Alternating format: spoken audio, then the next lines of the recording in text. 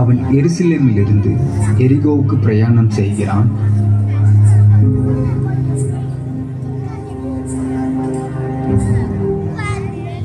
அந்த வழி மிகவும் ஆபத்தாய் இருந்தது.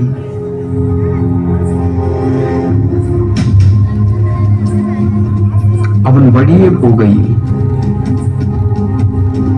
கள்ளர் கைகளில் அகப்படுகிறான். அவர்கள் அவன் வஸ்திரங்களை உருவி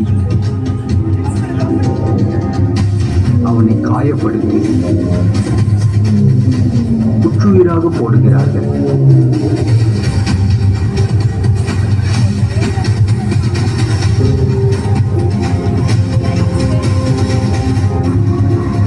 அவ்வழியே ஒரு ஆசாரியன் போகிறான். அவன் அந்த மனிதனை கண்டும் அவருக்கு உதவாமல் விலகி போகிறான். அங்கே இன்னொரு மனுஷனும் போகிறான். அவன் லேவியன். அவனும் அவனை கண்டு விலகி போகிறான்.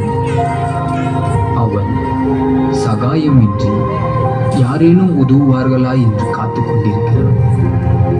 பிறகு ஒரு சமாரியன் அவ்வழியே பிரயாணமாய் போகிறான்.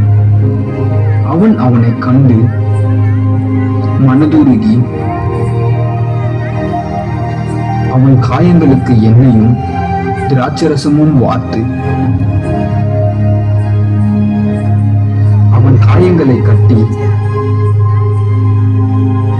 அவனை சத்திரத்துக்கு கொண்டு போய் அவனை பராமரிக்கிறான். அந்த சமாரியன் புறப்படும் போது சத்திரத்தான் கையில் 2 பணத்தை கொடுத்து,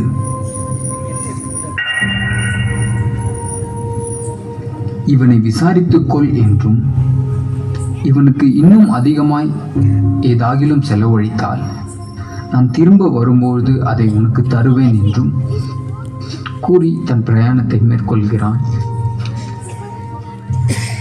உன்னிடத்தில் நீ அன்பு கூறுவது போல பிறனிடத்திலும் அன்பு கூறுவாயாக.